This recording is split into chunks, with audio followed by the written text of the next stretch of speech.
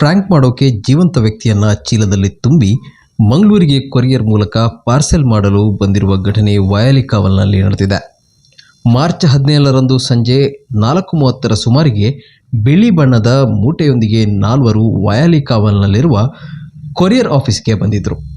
ಇದನ್ನು ಮಂಗಳೂರಿಗೆ ಕಳಿಸಬೇಕೆಂದು ಕೊರಿಯರ್ ಸಿಬ್ಬಂದಿಗೆ ಹೇಳಿದ್ದಾರೆ.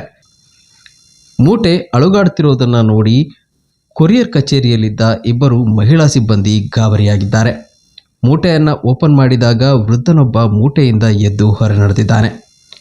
ವೃದ್ಧ ಹೊರ ನಡೆಯುತ್ತಿದ್ದಂತೆ ಕೊರಿಯರ್ ಪಾರ್ಸಲ್ ಮಾಡಲು ಬಂದಿದ್ದ ಇಬ್ಬರು ಮಹಿಳೆಯರು ಪುರುಷರು ಅಲ್ಲಿಂದ ಎಸ್ಕೇಪ್ ಆಗಿದ್ದಾರೆ. ಮೂಟೆಯಲ್ಲಿದ್ದ ವ್ಯಕ್ತಿಗೆ ಮಾತನಾಡಲು ಕೂಡ ಬರುತ್ತಿರಲಿಲ್ಲ.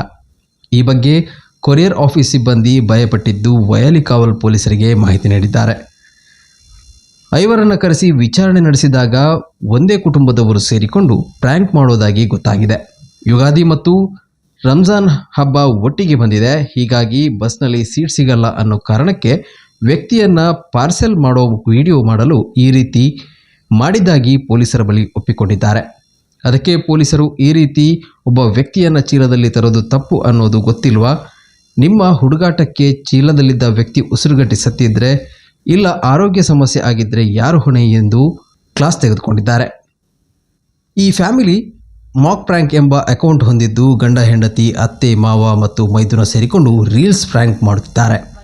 ಈ ಬಗ್ಗೆ ಕುಟುಂಬಸ್ಥರು ಮಾಧ್ಯಮದ ಜೊತೆ ಮಾತನಾಡಿ, ನಾವು ಬಸ್ ರಶ್ ವಿಚಾರದಲ್ಲಿ ಪ್ರ್ಯಾಂಕ್ ಮಾಡಲು ಹೋಗಿದ್ವಿ, ಅದು ಈ ರೀತಿ ತಪ್ಪಾಗಿ ಆಗುತ್ತೆ ಅಂತ ಗೊತ್ತಿರಲಿಲ್ಲ, ನಾವು ತಪ್ಪು ಮಾಡಿದ್ದೇವೆ, ಅದರಿಂದ ಹೀಗೆ ಕಷ್ಟ ಆಗುತ್ತೆ ಅಂತ ಗೊತ್ತಿರಲಿಲ್ಲ, ಪೊಲೀಸರು ಕರೆಸಿ ಬುದ್ಧಿ ಹೇಳಿದ್ರು, ಇನ್ನು ಮುಂದೆ ಈ ರೀತಿ ನಾವು ಮಾಡಲ್ಲ ಅಂತ ಹೇಳಿಕೆ ಕೊಟ್ಟಿದ್ದಾರೆ.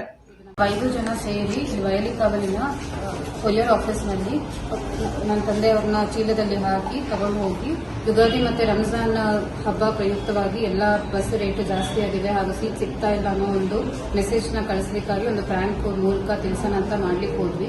ಈ ರೀತಿ ಮಾಡೋ ತಪ್ಪು ಅಂತ ಗೊತ್ತಾಗಿಲ್ಲ ನಮಗೆ. ಇದು ನಮಗೆ ಗೊತ್ತಾಗಿದ್ರಿಂದ ಈಗ ನಾವು ಕ್ಷಮೆ ಕೇಳ್ತಾ ಇದ್ದೀವಿ.